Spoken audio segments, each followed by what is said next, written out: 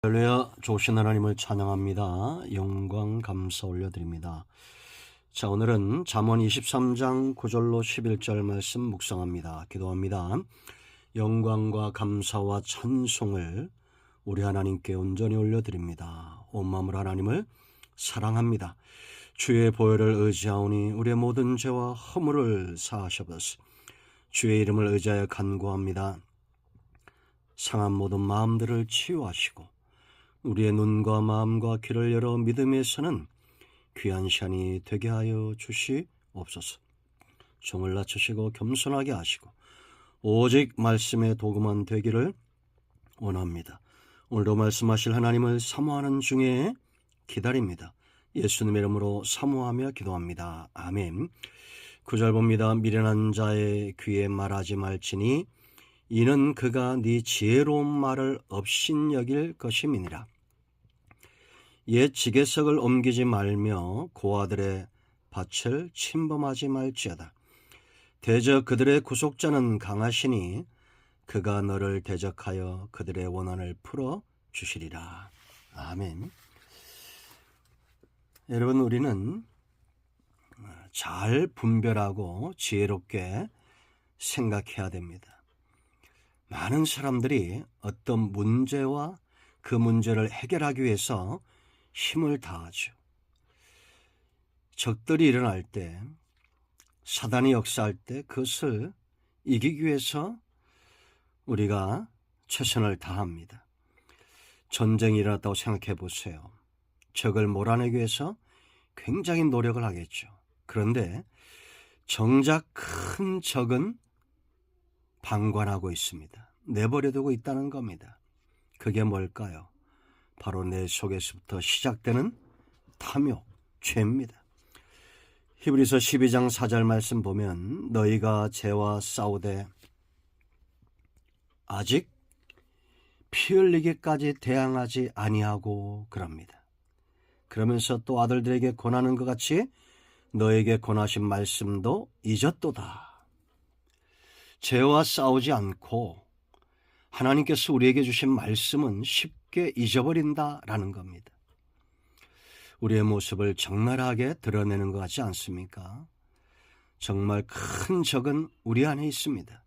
내 안에 탐심, 탐욕, 그리고 하나님의 말씀을 잊어버리게 하는, 은혜에서 쉽게 떠나게 하는 이런 우리의 중심을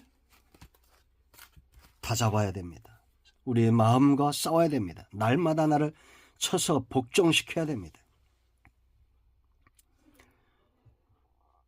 여러분, 골리앗을 이겼던 다윗도 욕심 때문에 무너졌죠. 믿음의 선조들이 다 그러했습니다. 그들이 다 그러했다고 해서 우리도 그럴 필요는 없겠죠. 욕심은 우리가 경계해야 될 이 탐심은 우상숭배다. 골로새 3장 5절에 말씀하신 대로 우리가 경계하고 무너뜨려야 될 우상의 단입니다. 자, 9절 말씀 보세요. 여기 미련하다라는 것은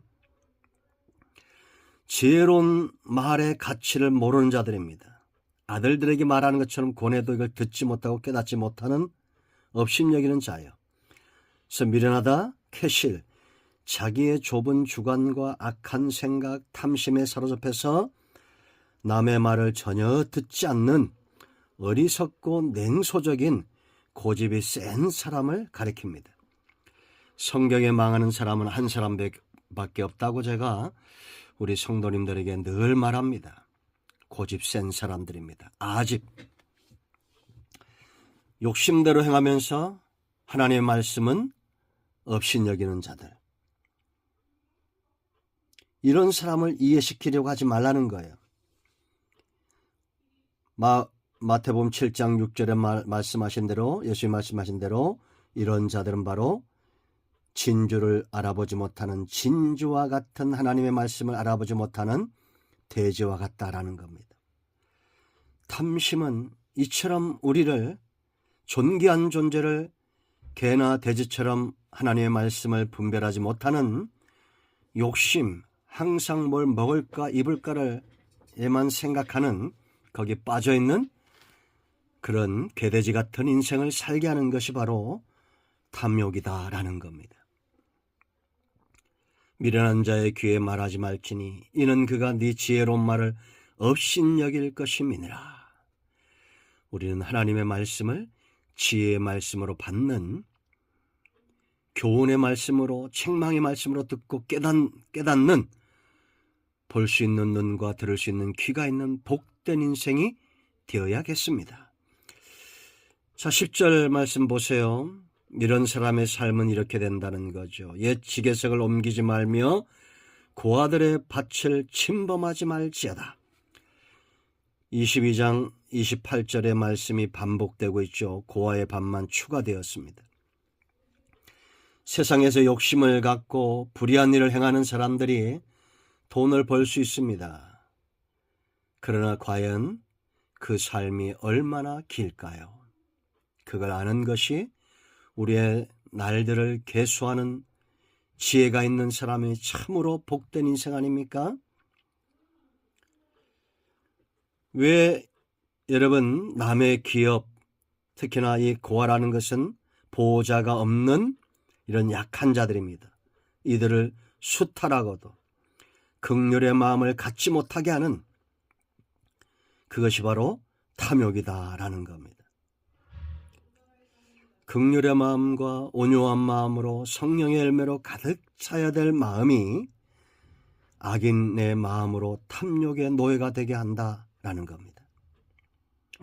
그러므로 여러분, 우리는 내 주변에 있는 마땅히 긍휼히 여겨야 될 사람들을 불쌍히 여길 줄 아는 그런 마음을 가져야 됩니다. 우리나라는 지금 많은 것을 소유한 나라가 되었습니다. 10손가락 안에 드는 큰 경제 강국이 되었고, 외국 사람들이 많이 우리나라로 옵니다. 돈을 벌기 위해서. 나그네 된 자들이 있죠. 젊은 나이에 아내와 자식들과 헤어져서 이 땅에 와 있는 사람들이 얼마나 많습니까? 그들을 긍휼히 여길 수 있는 마음, 내 주변에 약한 자, 가난한 자, 고아된 자, 가부된 자, 이런 연약한 자들, 예수님이 그들의 친구였던 것처럼 긍휼의 마음으로 위할 줄 아는 그런 삶을 사는 것이 탐욕의 노예에서 벗어나는 것입니다.